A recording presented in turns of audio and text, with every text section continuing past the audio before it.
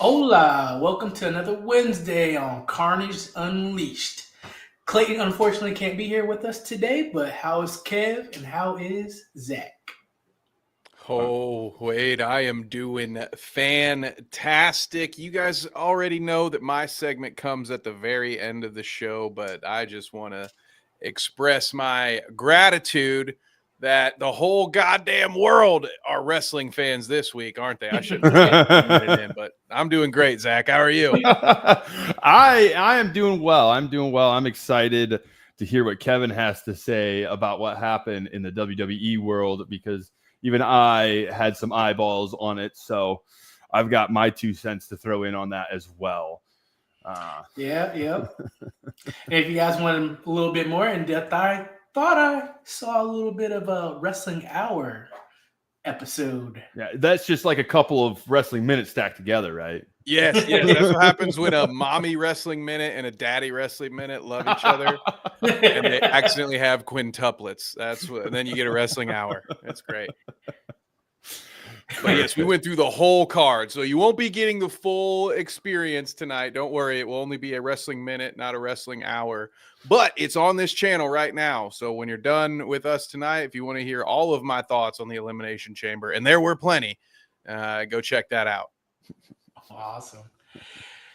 So we had a little fight night over the weekend.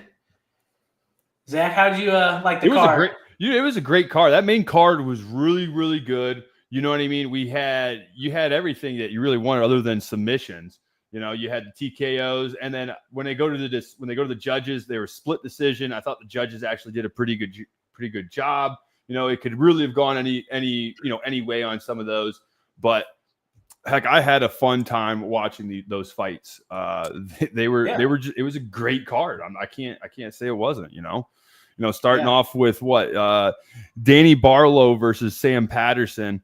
I'm gonna be honest with you. I thought Barlow was winning that fight up until Patterson just clipped him, got him good right there in the first round. Like, he was doing a very good job of keeping his distance and fighting real well.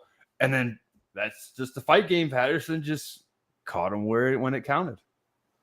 Yeah, he Sam Patterson, he was the dog going into this fight. He was not expected to win this fight, but persevered, good timing, caught Barlow with a nice punch and just turned the lights out. That always hurts, losing that zero, in that column. Yeah, especially when you're winning and controlling that fight for most of that fight. Yeah. Those have to be the worst, right? Like the final 10-second kind of loss where, you obviously once it's in the judge's hands, it's in the judge's hands, right? Any coach would tell you it's not where you really want to be. So theoretically you could lose, but when you've controlled the whole experience and then you get subbed or knocked out in the final few seconds, that has to be the heartbreaker. I don't know. What would be worse for you, Wade, if as a fighter? What would be worse? You're winning the entire fight and then you get knocked out the final 10 seconds, or you get submitted the final 10 seconds. Which one would be worse for you? Well, I have not a fighting experience, but a wrestling experience. Sophomore year in districts. My match going in, if I would have won, I would have went to the semis. And I'm winning 14-3. And the guy, 30 seconds left, pokes me in my eye. I went like this, and I went to go say, like, I got poked in the eye to the ref. And he hurries up, arms me, pins me. And I was so mad. So I would say submission. John Jones. It's all right. Poke him in the eyes. Yeah, when you lose, just stick a knuckle in his eyeball. That'll. We saw a little bit of that this past Saturday too. It wasn't like what you were talking about. Yeah, it was more of the guy was running from him, which actually, wasn't this fight. What fight was it? What fight was it? It was the main card, so it was Kape versus Asu. Was that who it was? Where he was running from him, and he kept on like, it was like he was like trying to grab him or something, and like scratch the eye like that. Mm-hmm. Yeah, that was the main card. In the second time. So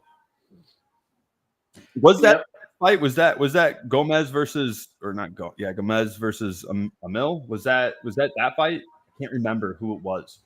I need to start. No, it was Kape versus the Asu. It was the main event. Almabayev. Oh, okay. Yes, it was. Okay. Yeah, because he got poked and he called a timeout the first time. He's like, timeout, ref. So I love that like, hold on. too. Yeah. Wait, what? What sport is this? And then they said it was a punch, so they resumed it, but they slowed it down and it was an eye poke. It was. Well, would you call it an eye poke, or would you call it? It was more like a scratch because he like open hand kind of like slapped him, but Stockton slapped, missed, and just scraped his eye a little bit, and then they went back at it, and then again right before the KO, the TKO, he did that again. He was circling out, kind of did the open hand hook, caught him in the eye. That one didn't get called. That's why he was trying to like time out a second time, but the ref didn't say anything. Nope, and he jumped on him. Then he was running away. Yeah. Well, speaking of two people who didn't run away from each other, how about the Amil versus Gomez? I'm going to be honest. I thought Gomez won that. You know what I mean? I could see it going both ways. It's just Gomez was like unpredictable the first two rounds, like where his punches were coming from and what he was going to throw. He was just chaotic in a good way. You know, he was here, then he was there. He was throwing up. He was throwing down to the body. He was kicking. He was throwing weird spinning back fists, spinning anything. This guy was throwing anything elbows, anywhere he could. Yeah, he very unorthodox timing in how he was throwing. So it was very hard for Amil to really catch that rhythm, but eventually he stopped trying to like catch the rhythm and get just focused on his, and he started getting his work in. But it was a very, very close fight. And he wanted to grapple more. I mean, obviously he was a shorter fighter. He wanted to get in, he wanted to pressure, but he couldn't. He was kind of on his heels there, especially the first two rounds. And as a wrestler, tell me, like, how is that trying to time a takedown while you're on your heels? How difficult is that? So difficult. Not only do you just being on your heels, even if you're a striker, that just zaps some energy out of you, just always being on your heels. But trying to time a takedown or trying to grapple while backing up is almost impossible. It really comes down to the timing of like them pressuring and hook, throwing a jab or whatever, and you timing that perfectly to get in. Unless you're going to be fighting against the Wolfman, then it's just really easy to get on those. He's like, I fell over. You touched my legs. I fell over. Yeah. And then going on into I'm not even going to try his last name. Nazrat, first name. versus Esteban. That's how you do that. Don't even try to pronounce the last name. You know, he deserved to win because I liked. I mean, don't get me wrong. Espadin or what you call him? Esteban. He was just headhunting the whole fight. Now, don't get me wrong. His volume was crazy. Hold on, I need to check how many. The dude threw 3 rounds. 436 punches. Whew. 436 punches. This guy didn't stop. He was relentless. I mean, he just kept on coming forward. But the problem was he didn't change up the way he was throwing his punches. It was literally head hunting the whole entire fight. Now, come on. Nazrat, on the other hand, he was doing a beautiful job of going after those liver punches, going for the liver. Then as the fight was going on, his opponent's hand was dropping, and he was just coming up top. Now, he didn't throw as many. He only threw 273 punches, but he was landing.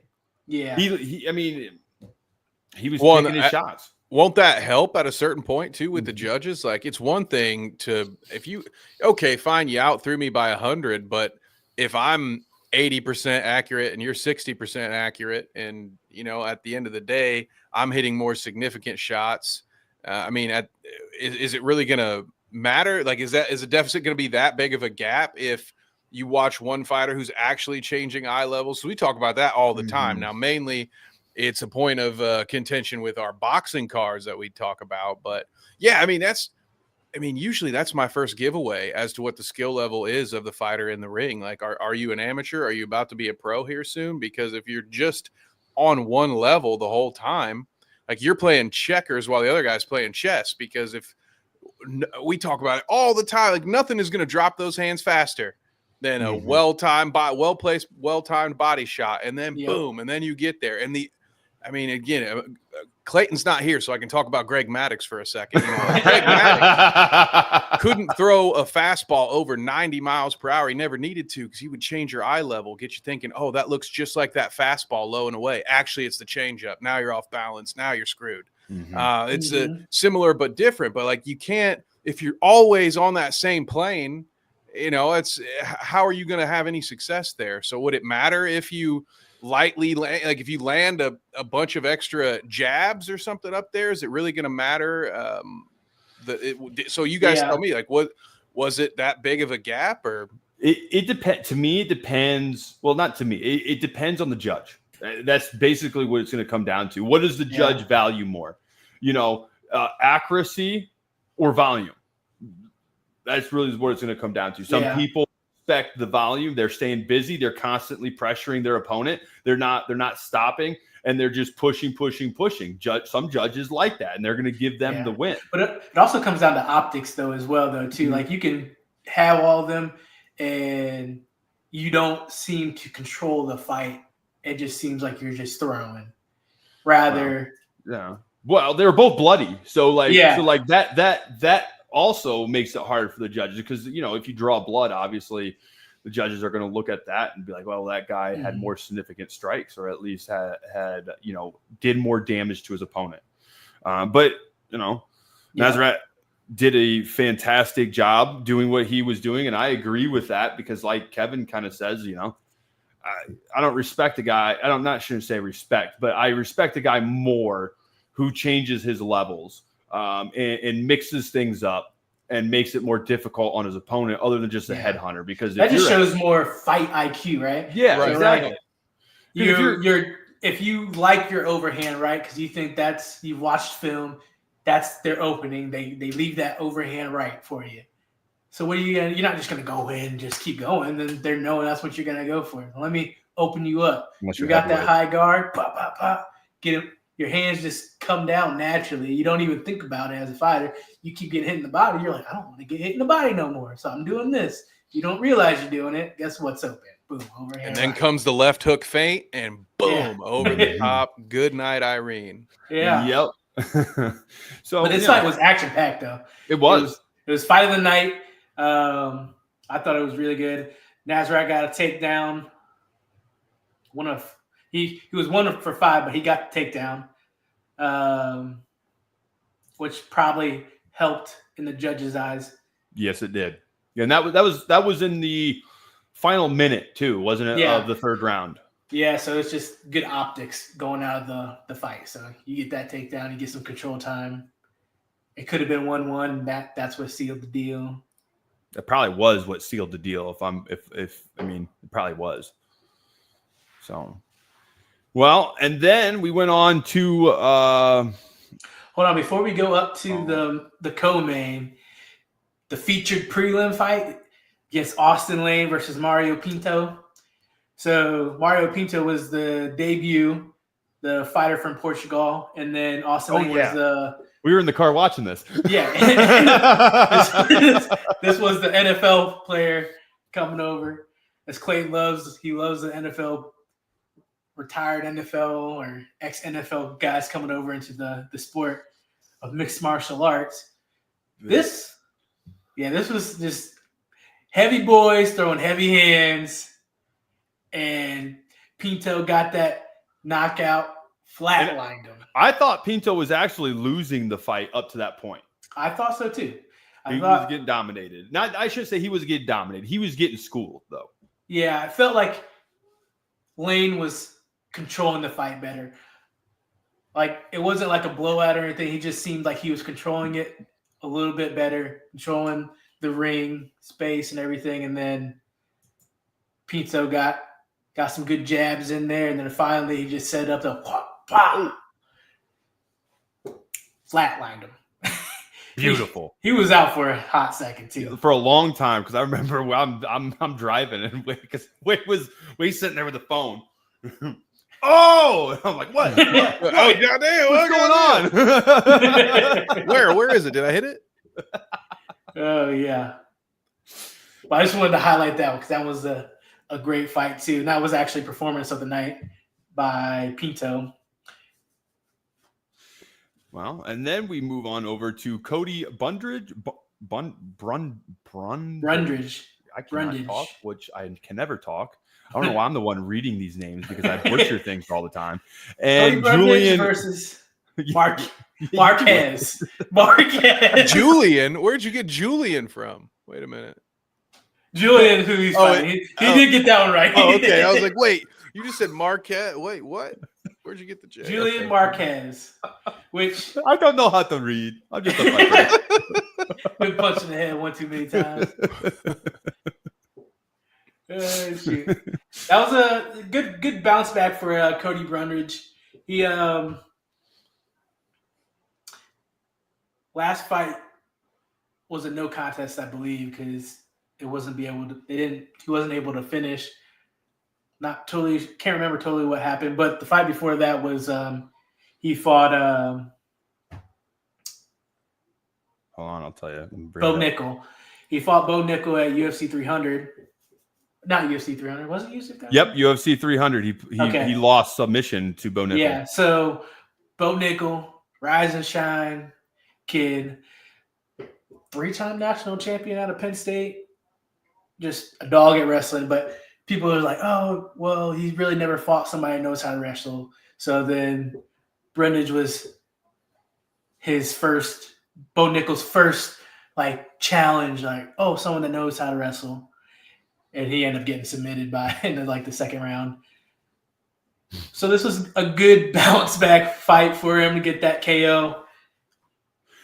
You know what the problem was for Julian? He wouldn't let those hands go. Yeah, he was kind of gun shy, right? Yeah, because when he was throwing, he was making contact and he was rocking Cody a little bit. You can't say he wasn't. Those boys got he got some heavy hands. He did rock him pretty good, and then he came back with that TKO. But Cody looked fantastic. He looked really good he was pressuring most of the time, really not letting Julian have any time to really establish his stand-up game whatsoever. And it's not like that fight lasts all that long. So there was only 15 minutes left in the first round when the ref jumped in and stopped it. So seconds. What I say? 15 minutes. Dang. Did I say 15 minutes? Like I said, but punched in the head too many times. What in the Eastern Europe is that fight league, dude? That sounds like we've got 2 pro fighters and 8 amateur fighters going against each other. Like, what are we doing over here? Well, it's funny that you should mention that, Kevin, because I have actually signed up the Carnage Media team to fight 20 midgets at once. Oh, nice. Okay. So, yeah. It's real. And listen, guys, I'm allowed to say this word that I'm about to say. It gets real carny over there on the Eastern Europe side of the fight game. Now, I'm the byproduct of not 1 but 2 carnies. So again, I take a fisherman always spots another fisherman from afar. But yeah, they do some wild stuff like 4 women versus a guy, and it's like, what? Is it in Russia? It happens in Russia, doesn't it? Yeah, it's either Russia or a country that ends in Stan, usually. Yep, it is. And I'm just like, dude, first of all, who is your commission and how do I get them here in Ohio? All right. Right. Let's talk, dude.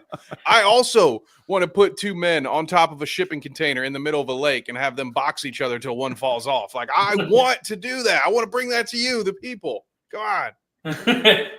We got to give the people what they want. Basketball, right? MMA, where's it at?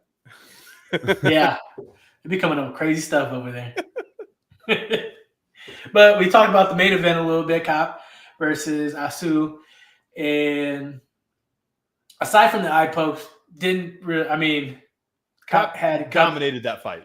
he dominated he was way too fast. Asu couldn't get his timing. It was totally one-sided the whole time. Yes, and I think that's a great statement for him because he wants to go for that belt. And I would like to see that. Pantoja versus Kape.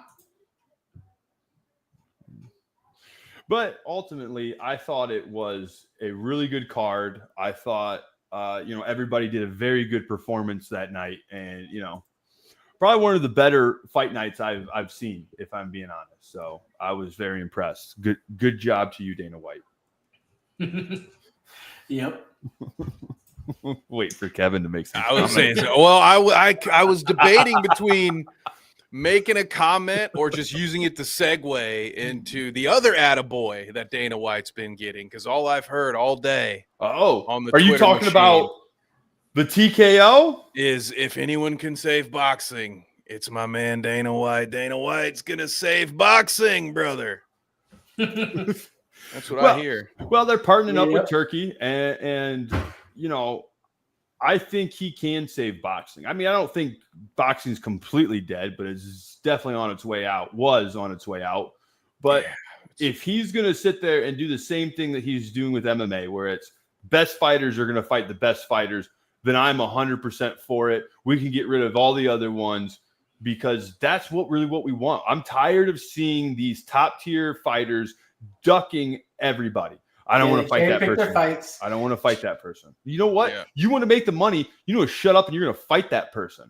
Otherwise, get the hell out of the league. Or just learn how to talk, and then it doesn't matter if you take a few L's because you will be box office. Like that's the thing that has been lost. It's so wild. Like boxing, boxing needs saved from itself because there are still plenty of talented boxers in the world.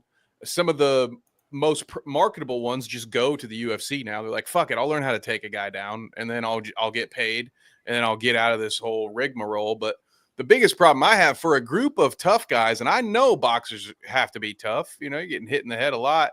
It's just kind of a awful byproduct of how this whole thing has turned out. Like, you should not be that worried about having that zero. Like you don't see the same thing in the UFC. You don't see it with MMA where it's like, oh shit, I've lost 2 fights. Now my career is over. Like what? It makes no sense. It just kind of it's just a weak sauce approach to your sport, in my opinion. You got all these guys. Yeah. I'll only box somebody that I feel like I can win, so I can have some ridiculous Mayweather-esque record of 50-something-0. Like, no, we don't need that. You could. Back in my day, Butterbean could sell tickets, man. Like, it's crazy. Still can. He probably still, exactly. He probably would sell more than one of these guys out here who's 51-0 with 12 different belts. Like, dude, just fight. He offered to fight Logan Paul. Weight class. And if you lose, you lose. You just fight somebody else and win after that. I don't understand. Yeah. And fight your way back up. Yeah, all this idle time, right? Like, you get paid. You don't get paid by the hour. You get paid by the fight. Yeah, but the problem is the boxing politics, though, is like they can choose, like, oh yeah, he's got that loss. He lost to this person. Like he's not worthy to come back and fight. And then he's sitting on the wayside forever to try to get back to the championship because whoever's holding the championship is like, no, I don't want it. I don't want it because you're not worthy. When reality is probably most is like, hey, it's probably one of the ones that could challenge me for that belt the most right now. Well, Money Mayweather's is guilty as that. I mean, how long did he keep Pacquiao away from him before he actually fought him? Like, how many years was Pacquiao trying to fight him? It was a while. Then he ended up having to fight him with a torn rotator cuff. Yeah, when they were both like 40 something. Yeah, at that point too. Yeah, so and Dana's not perfect with that. Like, we all know, we all watched Conor hijack multiple divisions at one point or another before inevitably he was forced to drop those. But again, but I'm just saying, like, it's gonna happen. It's still gonna happen. He's still gonna allow some of his top athletes to do what they want. But generally speaking, I do think it will help just bring a more general audience back to the sport of boxing. Because right now it's really just the sickos, man. Like, it's just people who really love boxing. You don't get the casual fans unless it's a fucking Paul brother fight. Forgive my language, but we are unleashed here on this program, so you might catch a swear word every once in a while. Yeah, especially hey, when PG-13 gets one, right? Hey, remember when we get fighters back on here for interviews? Yeah, they're going to be flying. That's right. I'm just preparing you all for Either that, or we could get Mike on the mic back on here, and he can share some F bombs because I'm pretty sure he dropped like 25 in 10 minutes. Yeah. Yeah. Speaking of boxing, for the casual boxers, I watched a little bit of the Tank fight. So yeah, that ended up in a draw, didn't it? Ended up in a draw. Honestly, I caught like the second half of it, and I think Tank probably should have lost that. But he at one point, like in round 8, he got punched, didn't look like it fazed him at all, but then all of a sudden he just takes a knee. He backs up, takes a knee, and then runs to his corner to wipe his face. He said that he had gotten his hair done, braided, and they had put a lot of grease in there, so when he was sweating, it dripped in his eyes, burning his eyes. That's his own fault. Exactly. That's your own fault. They didn't count it as a knockdown, though. Nope, that should be a knockdown because of your own stupidity. You should have it. You've been in this sport for how freaking long, and you're going to pull that bullshit? No, I'm sorry.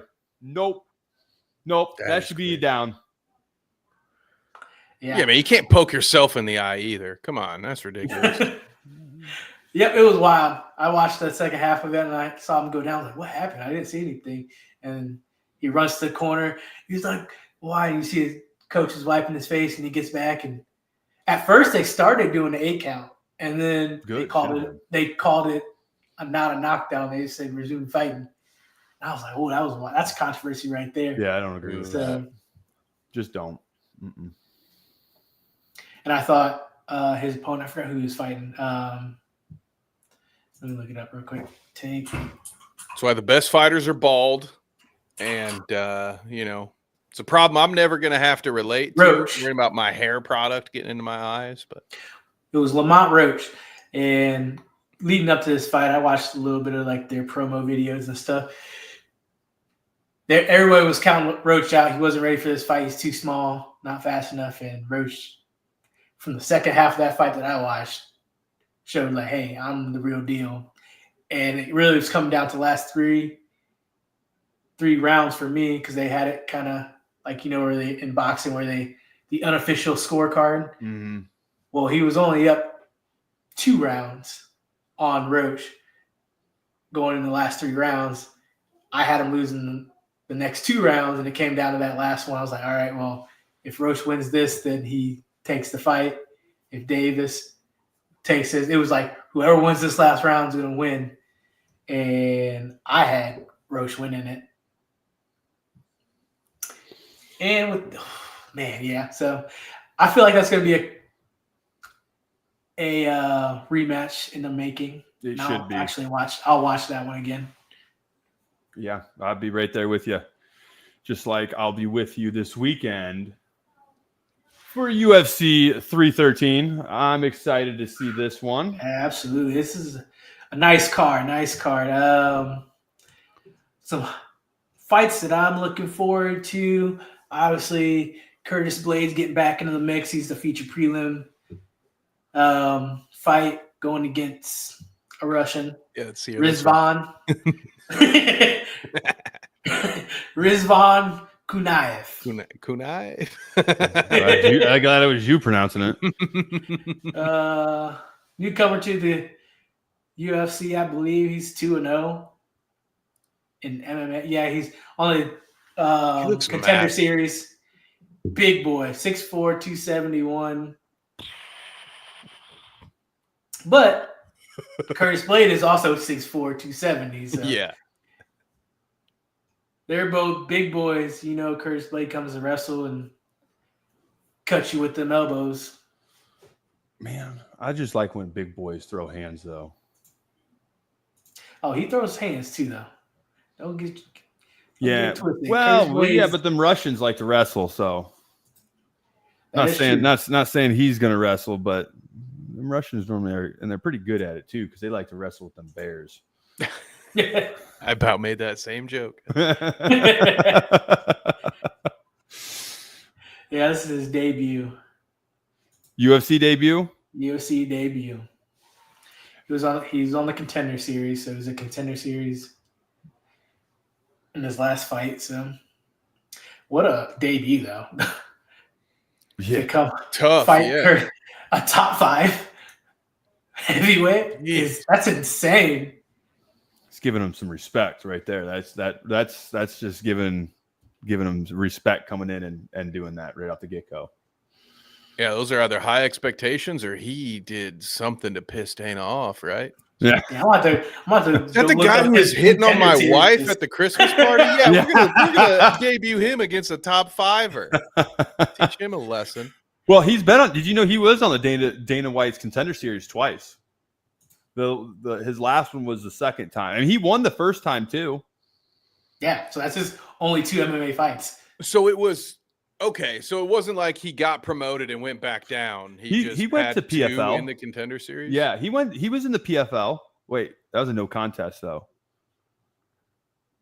He did an Eagles Fighting Championship where he was the belt winner. He held the belt there. Eagles, is that? I think that's Habib's. Probably promotion. Eagles. He fought Eagles. Hold on, let's see here. I mean, he's 12-2-1. You know that, right? Oh, so he's just 2-0 in the UFC. Yes. So yeah, so his two wins comes from the Contender Series. This is his first time in an actual UFC event. Yeah. But still, coming out of the debut and a top 5, that's wild. Yeah, that's still wild. Very wild. Is that going to be fast tracked for success or really, or a fast track to demise? Yeah, exactly. Or right back down. Maybe he'll get a 3rd Contender Series fight. I don't know how that works. Yep. Then going into King Green now. Ooh. Is he wearing his crown there? He changed his name. It was Bobby Green, then changed it to King Green. He just lost. He's coming off a loss with Pimlet by submission in the first round. Talk about a talker. Talk about someone that's going to try to come in and throw hands. He's exciting to watch because he's coming in. He's coming to fight, and he's going up against Mauricio Ruffy. Don't know much about him. I like his last name. Ruffy. I don't know why. I just like it. Ruffy. So he's 2-0 in the UFC. Yes, he's 2-0 in the UFC. KO first in his debut against Malarkey. And then that fight was malarkey. All right. Cut the malarkey. He's coming off with an elbow. A unanimous decision against Lontop. What are these names? Yeah. I don't know, but I'm loving them. I'm loving them. Sideshow Bob on his these are all former wrestlers, in the indie shows. It sounds like it. They just all kept their names. King Green. First of all, I get it. No grown man wants to be called Bobby, let alone one who beats people up for a living. But the name Bob has kind of disappeared into the annals of history. And so I, for one, am sad to lose another Bob. But secondly, anybody who chooses to name themselves King is probably in for a level setting at some point to their poor, unfortunate ego. You could say ego because if you haven't seen him, he is a talker. So that's why he gets on main card. He fights. He's a good fighter. But boy, is he a talker. He's always wearing his bling. He can sell a fight, I can tell you that. I will say I appreciate his commitment to the bit.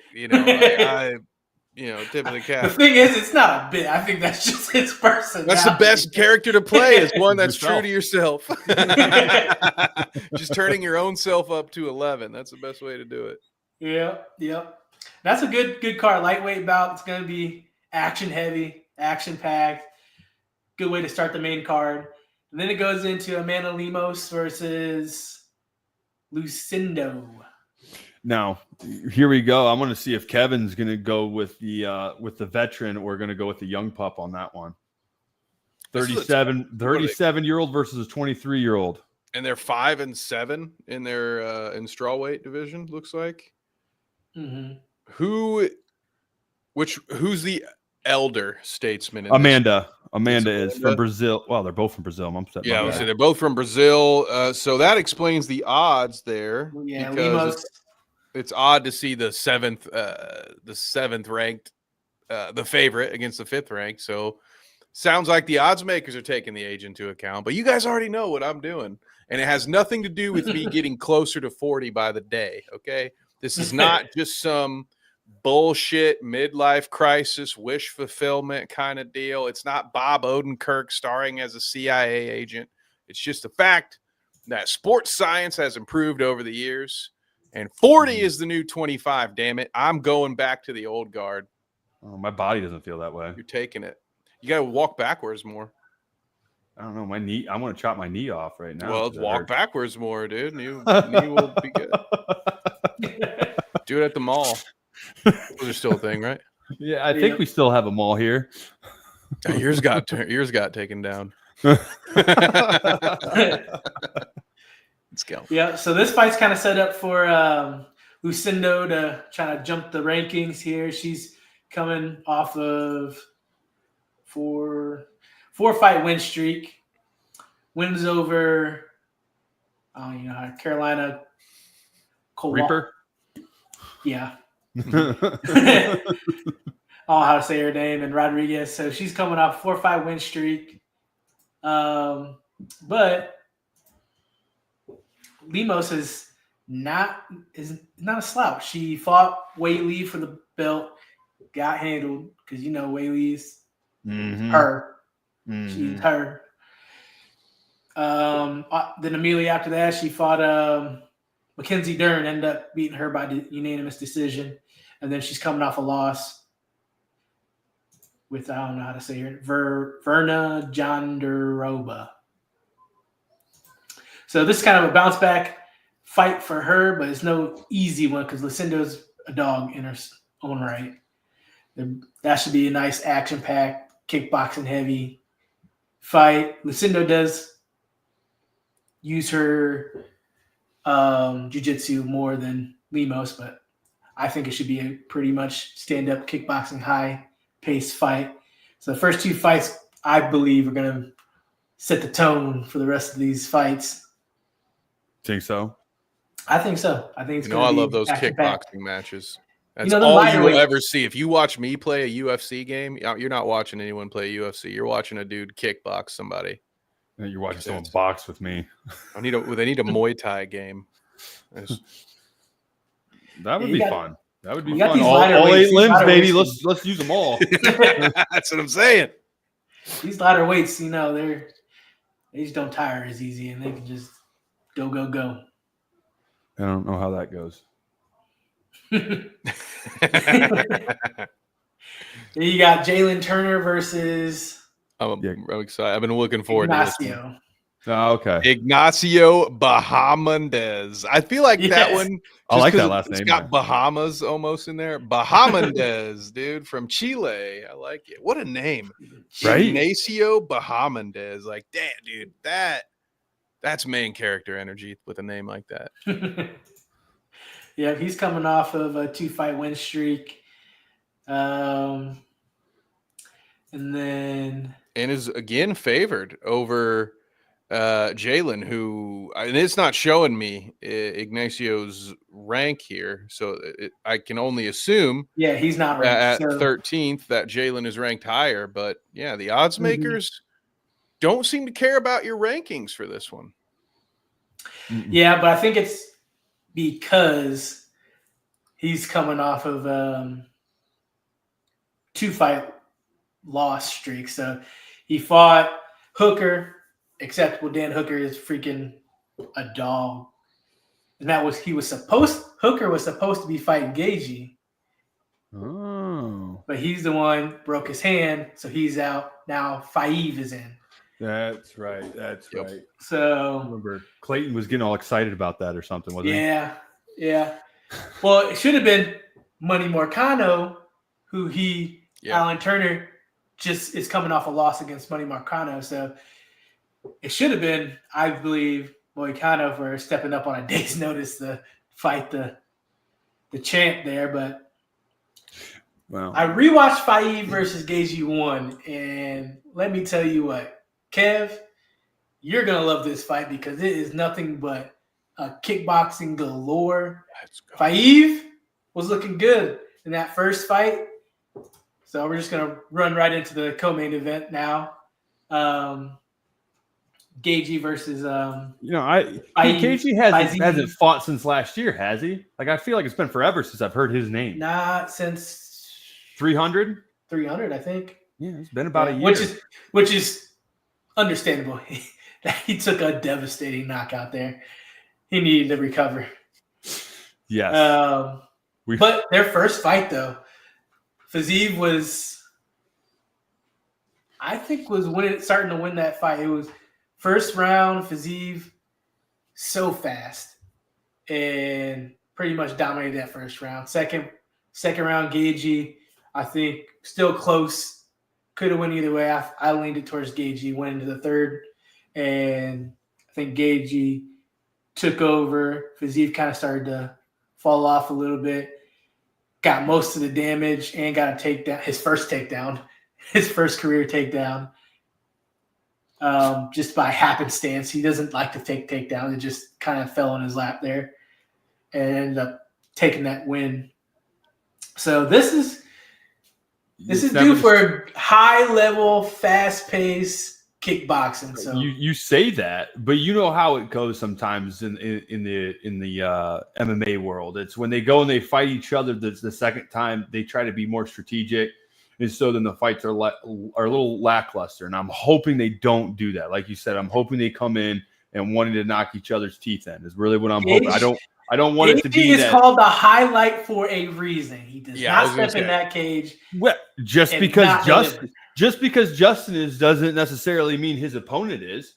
He might come in there and just want to hug him. I'm not saying he's going to. All I'm saying is you got to watch out for it because that pisses me off when they do that. It's like you see a really good first fight and then you go to watch the second fight and it's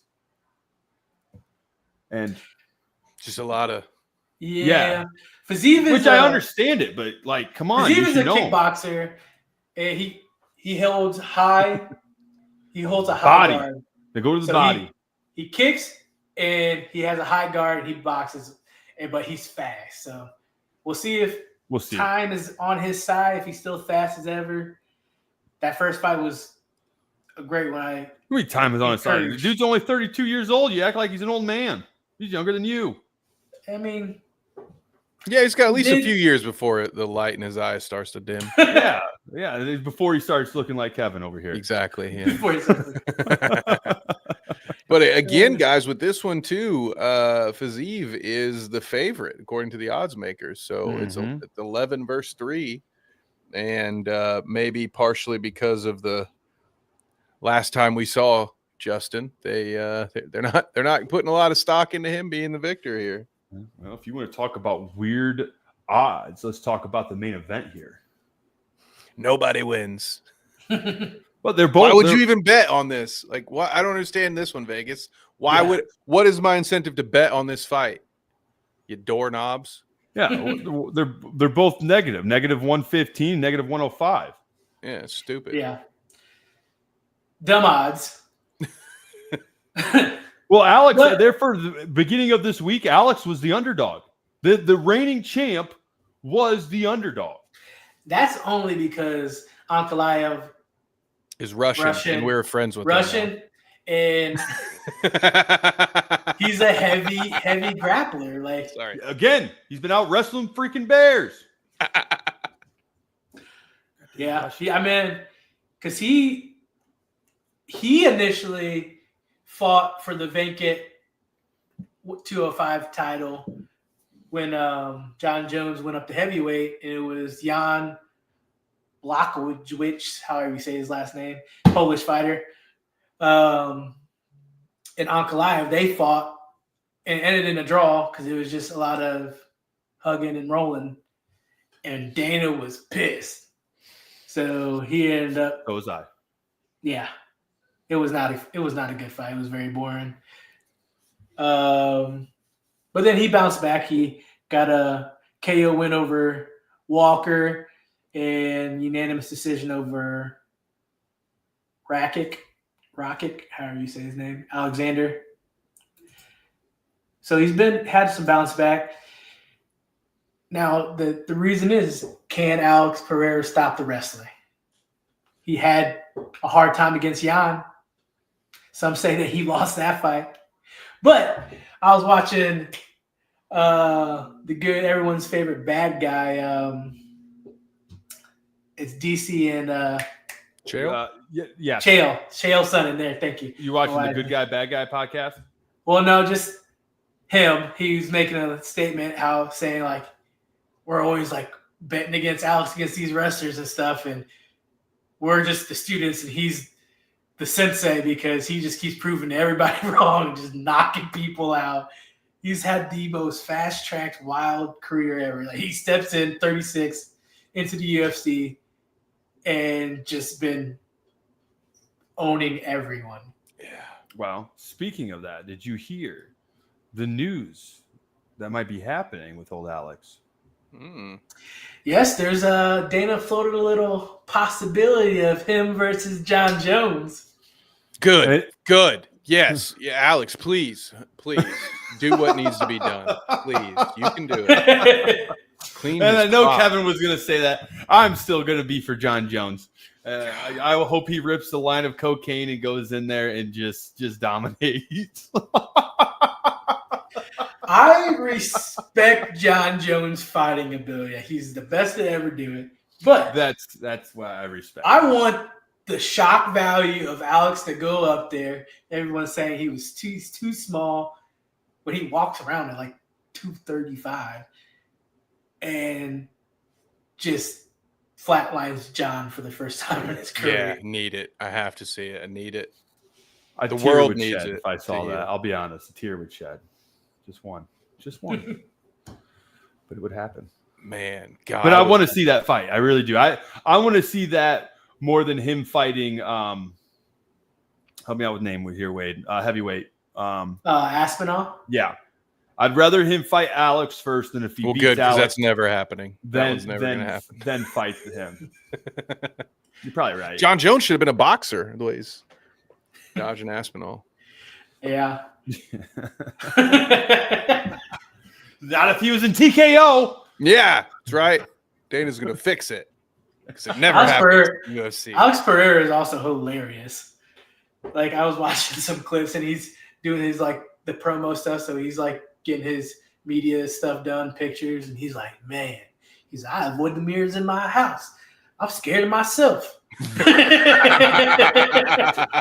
like that charisma and that little stuff, that used to be what boxing used to be. You know what I mean? Where you'd have those guys coming in there and they'd have those one-liners, or Muhammad Ali sit there and rhyme a whole basic poem right there in front of you and really get you going.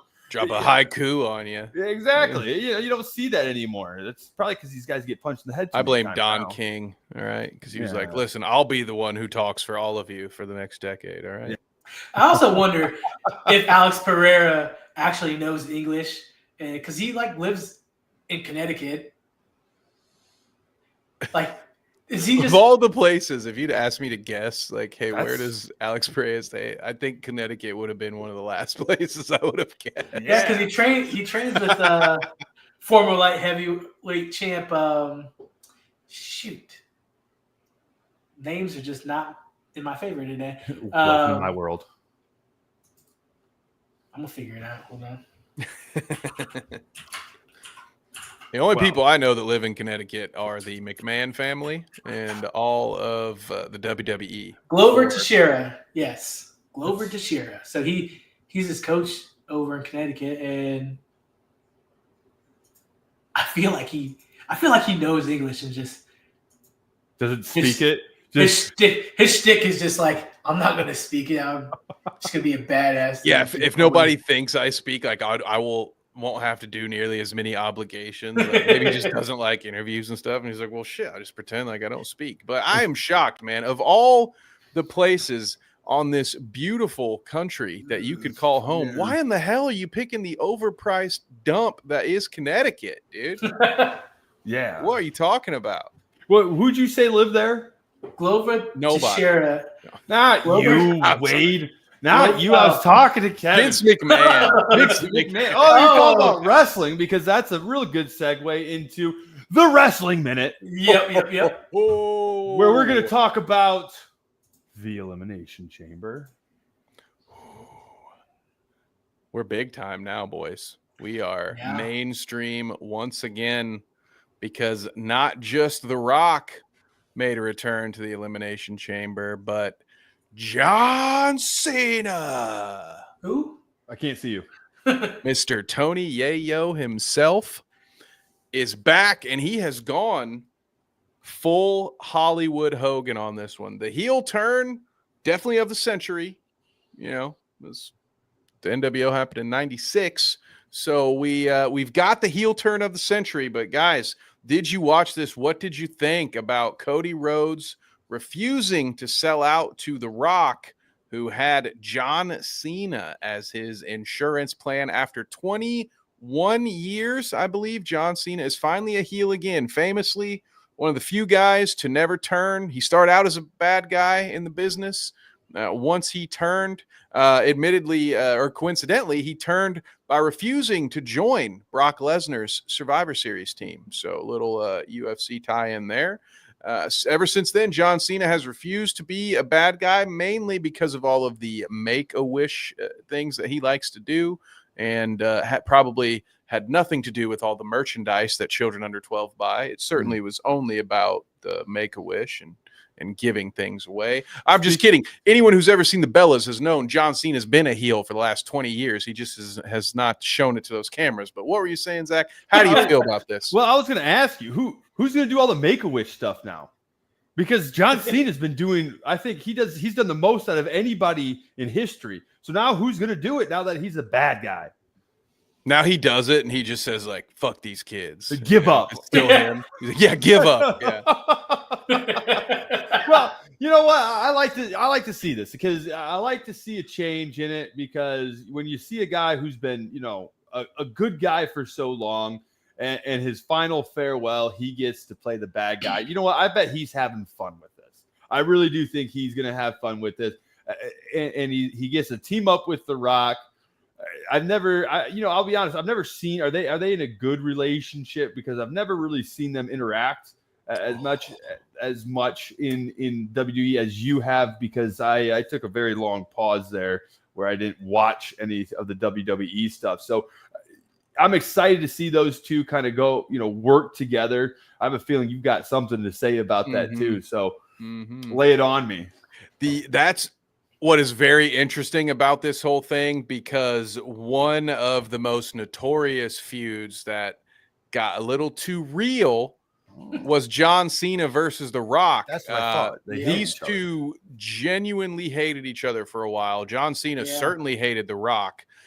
He notoriously called out The Rock for writing. The Rock used to write his promos on his wrist, which you could tell if you just watch any of his promos now. You can definitely tell he doesn't have his notes on him. But John Cena called him out. I believe The Rock called John Cena Fruity Pebbles because, he just like the diss I just made about coming out in the colorful merch to sell to the children. They hated each other for a long time. One of the better feuds, I think. It took the course of, I think, a couple years. I think they just fought some great promo work, because these guys fought at a WrestleMania, and then I don't think they fought again until the next WrestleMania. And it was they just talked shit to each other for a year. But it was the whole thing. The kayfabe of that feud was John Cena is here every day, 52 weeks a year, and he hates The Rock because The Rock just shows up when he wants to and gets to put himself wherever he wants on the card. You can see some things have not changed at all when it comes to the way the WWE works. The Rock is still doing that to this day, although now John Cena's doing it with him, and that was the genius of all this. After the Royal Rumble, when he lost, John Cena, without really sounding like a heel, he said, "It's what's best for business. I've put 23 years into this, and I will be in the Elimination Chamber." Everybody else had to earn it. Everybody else had to win. So that was our first little seed of, well, this is not 2010 John Cena. And then in the Elimination Chamber, CM Punk was knocked out by an eliminated Seth Rollins, who curb stomped him on the steel of the cage. And the John Cena, again, hustle, loyalty, respect. John Cena would have never taken that kind of an advantage. He would not have fought against a knocked out opponent. This guy, I mean, he was an idiot. But he immediately slaps an STF on him. He's an idiot, guys, because your opponent just got knocked out. He got his head stomped. Just 1, 2, 3, right? He's knocked out. He puts him in an STF. He puts him in a submission hold, which forgive me for quoting Heath Ledger's Joker on this one, or paraphrasing, but if you start with the head, the victim can't feel anything else. So why the hell are you slapping a submission on him? He can't feel it. But his willingness to do something, however stupid, showed us that, okay, maybe this isn't good guy John Cena anymore. But he played the role so well. He was hyping up Cody when he said, "Hey, Rock, go fuck yourself." And then that face, dude, when that face turned, the whole arena knew what was coming. And that was the weird thing. Unlike in 96, when Hogan turned, they were throwing trash in the ring. People were very upset. This is something that a lot of fans have wanted for a very long time. It was such a surreal, uncanny valley experience to watch this guy do very bad guy heel things, and the crowd is eating. They're cheering for it. They're like, yeah, kick his ass, make him bleed. You know, like, that's your champion. Like, normally you're not rooting for that. So it was very weird how into it everybody was. I got a pop for it. And the last thing I'll say, because before I pass it to Wade, I want to hear his thoughts, is this is beautiful for John Cena, because instead of just doing the farewell tour where everybody's just happy to see you, this adds stakes to it. It's like you said, it's more involved, Zach. He's going to have some fun with it. It gives him one last final feud with the main champion. This is going to elevate Cody Rhodes, by the way, to being the biggest babyface of all time. Yep.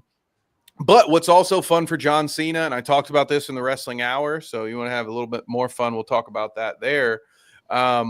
Because this is The Rock's doing, they've left the door open. So after Cody beats John Cena, after John Cena, right before it ends, he will still get to go out as a good guy. Because I would bet money that after Cody beats John Cena, The Rock and some more goonies will come out and they'll start beating on Cody, and John will see the light. He'll get sick of Hollywood Rock. He'll come to Cody's rescue, and on his final pay-per-view, the crowd will definitely cheer him, because they've added a pay-per-view in Boston called Ruthless Aggression. There is no way that's all very John Cena specific stuff. There's no way they send him out still as the bad guy. He will definitely be retiring as a good guy. And so they've left themselves that opportunity by saying, we're just going to blame it all on The Rock. The Rock is the big bad. Cena is just his peacemaker right now. He really tapped into that role for this. And he'll get to go back to being a hero soon. So Wade, this is probably at least nostalgia, a little closer to your time, right? Like right around when you stopped watching. So you probably remember some of this stuff, I imagine. Yeah. I think it's probably one of the best heel turns in WWE history, right? And they executed it well, because I watched a couple of clips of it, and you got John, like you said, John Cena's cheering on Cody, like Cody's telling The Rock to go fuck himself, and then goes in for that hug, face change, looks at The Rock. Rock does the worst throat kill. Right? Is that not overdone? He goes. And then he did that. He did a second one. Yeah. This is the worst. Dude had way too much Terramana in the backstage. But I'm drunk. It's just like, wow. Like, what's that quote? You either die a hero or live long enough to be a villain. That was some great writing there. Like, yep. Awesome heel turn, which I like. And as you said, the potential of him turning around, being a good guy, and send him off with great. I feel like this is great storytelling there for John Cena to exit out of the WWE. And yeah, he's future Hall of Famer. I mean, I like it. I would definitely watch his going out pay-per-view for sure. Brings back so much nostalgia. But I also just hate The Rock now. I hate this little belt whip that he does now. Yeah. Oh, that's like he was a cool heel back in my time. Now he's just stupid. So what's up with the soul? Does he have his soul then now? Does he have Cody Rhodes' soul? No, Cody said, I already gave my soul to the WWE Universe a long time ago.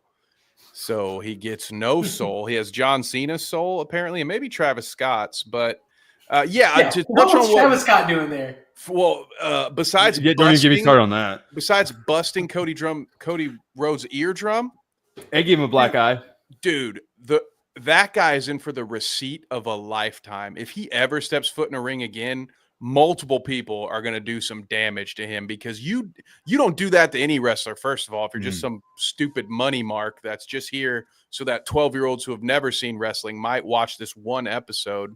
Because again, the whole thing, it's very tone deaf. Like Travis Scott, people got hurt at one of his concerts. Like, he's not a good person. He's a terrible person.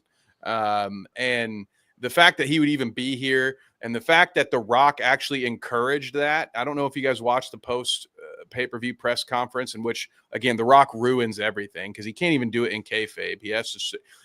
The biggest turn of all time, and 5 minutes later he's in there talking about actors and producers and it's so fun to walk around in the final boss's skin. Like, dude, shut up. Save it for the behind the scenes documentary that comes out 6 months from now, not 5 fucking minutes after it happened, dude. Yeah. Like, we don't need to be deconstructing this immediately following it. Like, keep kayfabe.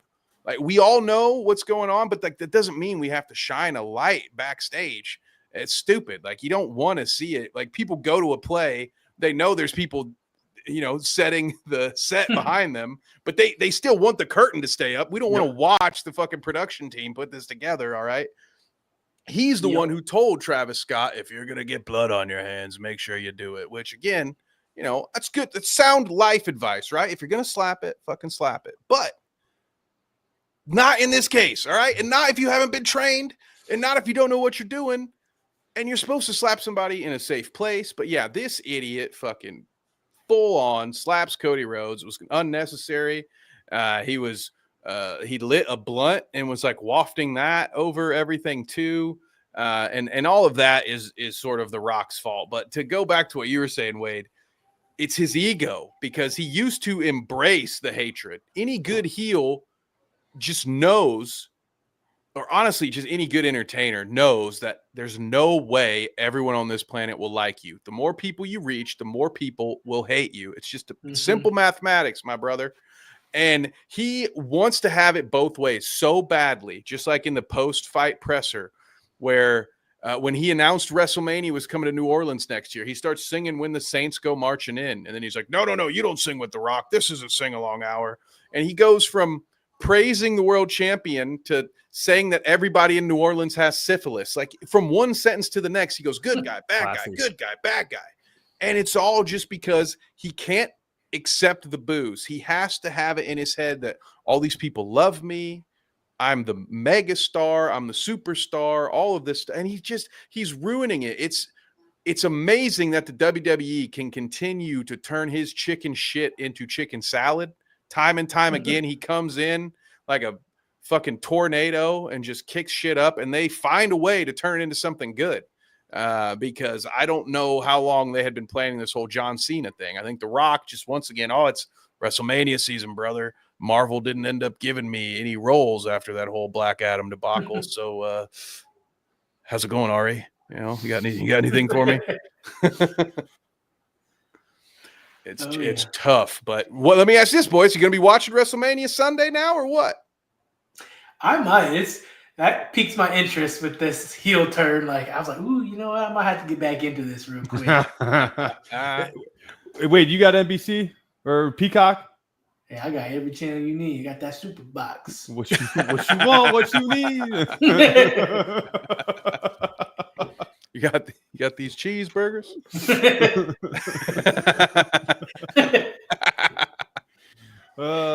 Shoot. Does that conclude the rest of the minute? That does. Again, if you want to hear more of my thoughts on the women's chamber, the men's chamber, how CM Punk fits into all of this, because he has quite a history with The Rock and John Cena as well. My thoughts on Logan Paul, any and all that stuff, go check it out. We went for about an hour and 5 minutes over there on the Wrestling Hour, and now might be as good of a time as any for me to mention that wrestling fans, you will be seeing more of me. I'm going to start doing some one-off Wrestling Minute videos. Often there's a lot more that I would like to cover that we just can't fit into the final segment of this show. And I also don't want to just take over the spirit of the show. We want to keep the MMA and boxing folks happy. So us wrestling fans are going to go over to our own little corner every once in a while throughout the week. So be on the lookout for more episodes of the Wrestling Minute, because we had quite an interesting Monday Night Raw as well. But that's it for us tonight. Subscribe for more. Awesome. Where can they find you? You can find me over on Bite Size Sports and our sister station Dweeb, which is where I will be going live here in about 20 minutes with James. We are stack ranking. We have a tier list of the best droids in the Star Wars franchise. So if you want to have a little fun talking about Star Wars, come see us there. Other than that, Wade, where can they find me doing my commentary stuff? Absolutely. It would be here on Carnage Media, PPV.com is where you can find all our latest. I'm going to get there. Some collection of letters, yeah. Yeah. Find all the collections of awesome articles by Kev and a little bit from Wolfman, Zach. Man, no writing yet. He's what is it? Yeah, I'm over here. Yeah, that way. But yeah, you can find all the latest news on any upcoming shows on our website, Carnage Media, PPV.com. Follow us here on YouTube, Carnage Media, PPV, where you can find us every Wednesday at 7:30. Carnage Unleashed, talking about the latest news in combat sports. And Zach, I have just a little bit of news. We did have a show coming up this weekend on the 8th, which has been canceled. Unfortunately, the doctor that they had has personal issues and was not able to make it. And they could not find another doctor in time. So they wanted to make sure that they had a doctor there for the safety of the fighters. So I can respect them for having to shut it down because they couldn't do that. So that was unfortunate, because that was going to be a free boxing event that we were going to stream on our YouTube channel here. I promise you we will have more of those down the line. So again, we apologize, but we have other things coming down the line, like March 21st, we will have another boxing show. That will be a pay-per-view event. That's in Upper Sandusky. So, and then the next day we have Carnage Fight Series 1, our very first MMA card. We will have that live on pay-per-view, a Pro-Am event. I'm excited about it. Can't wait. We're gonna try to get some of those fighters on for some interviews. Fortunately, I know the main event can't make it because, you know, these guys are still work real jobs. They've got day jobs and stuff. So sometimes they can and sometimes they can't make it. But we will try to get some interviews so you guys can then talk to them, ask them questions yourself about their fight that they're going to be doing, and, you know, all that good stuff. And we will keep you guys posted on who it will be and when that will be. Absolutely. Thank you guys for watching. Stay tuned for next week. Hey, you guys have a good evening.